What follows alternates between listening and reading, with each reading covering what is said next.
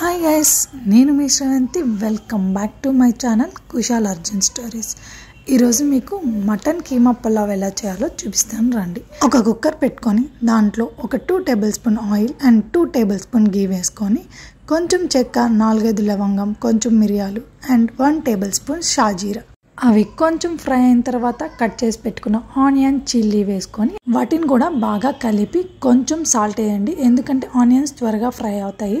Onions బాగా fry అయిన తర్వాత 1 టేబుల్ స్పూన్ అల్లం వెల్లుల్లి పేస్ట్ వేసుకొని బాగా ఫ్రై చేయండి. అల్లం వెల్లుల్లి పేస్ట్ పచ్చి వాసన పోయేదాకా కలిపి ముందుగా వాష్ చేసి పెట్టుకున్న 1 kg ఆఫ్ మటన్ కీమా వేసి దానిలో 1.5 table spoon salt, 2 table spoon కారం, 1/2 టేబుల్ స్పూన్ పసుపు and 1 table spoon garam masala వేసుకొని బాగా మిక్స్ చేసుకొని మూత పెట్టి కొంచెం బాయిల్ అయిన తర్వాత దాన్ని బాగా మిక్స్ చేసుకొని ఒక 1/2 గ్లాస్ వాటర్ పోసుకొని కుక్కర్ మూత పెట్టి ఒక 5 to 6 విజిల్స్ రానివ్వండి.